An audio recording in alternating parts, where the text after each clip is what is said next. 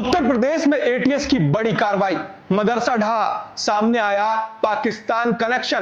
British नागरिक फिर भी भारत में सरकारी पैसा, कहानी चौंका देगी। 640 वर्ग मीटर पर खड़ा था राज, अब मलबे में दबी सच्चाई। क्या यह सिर्फ अवैध निर्माण था या कुछ बड़ा खेल? यूपी प्रशासन का बुलडोजर, संदिग्ध नेटवर्क पर सबसे बड़ा प्रहार। नमस्कार, मैं चंदन भारद्वाज और आपका एक बार फिर से बेहद स्वागत है हमारे चैनल पर। और आज हम बात करेंगे उत्तर प्रदेश के संत कबीर नगर जिले के खलीलाबाद इलाके की, जहां उस वक्त हड़कंप मच गया जब प्रशासन ने एक विशाल 3 मंजिला मदरसे पर बुलडोजर चलाते हुए उसे जमींदोज कर दिया। लेकिन यह सिर्फ एक अवैध निर्माण गिराने की कार्रवाई नहीं थी, बल्कि इसके पीछे एक ऐसी कहानी छिपी थी जिसने सुरक्षा एजेंसियों को भी सतर्क कर दिया था। बताया जा रहा है कि यह पूरी संपत्ति मौलाना शमशुल खान के नाम पर थी, जो एक ब्रिटिश नागरिक है और जिस पर लंबे समय से Uttar Pradesh anti terrorism squad और ईडी की नजर बनी हुई थी। जांच एजेंसियों के मुताबिक इस मदरसे का निर्माण करीब 640 वर्ग मीटर सरकारी जमीन पर बिना किसी वैध नक्शे और अनुमति के किया गया था और कमिश्नर कोर्ट के स्पष्ट आदेश के बाद ही इस पर कार्रवाई को अंजाम दिया गया।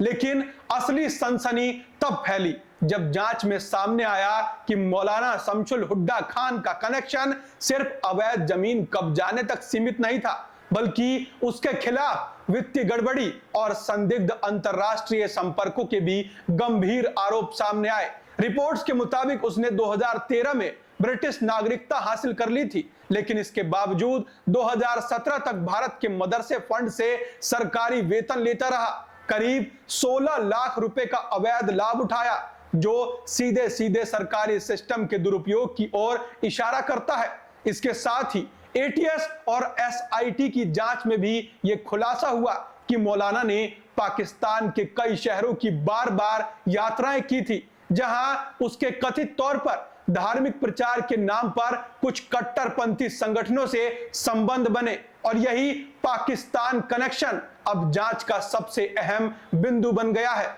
प्रशासन का कहना है कि इस पूरे मामले में अभी और भी खुलासे हो सकते हैं और कई लोगों की भी भूमिका जांच के दायरे में है। वही विपक्ष इस कार्रवाई को राजनीतिक नजरिए से भी देख रहा है और सवाल उठा रहा है कि क्या इस तरह की कार्रवाइयां निष्पक्ष हैं या किसी खास एजेंडे के तहत की जा रही है। लेकिन सरकार और एजेंसियों का साफ कहना है कि यह पूरी कार्रवाई कानून के दायरे में और पुख्ता सबूतों के आधार पर की गई है। अब देखना यह है कि क्या इस मामले से जुड़े बाकी राज भी सामने आते हैं या नहीं।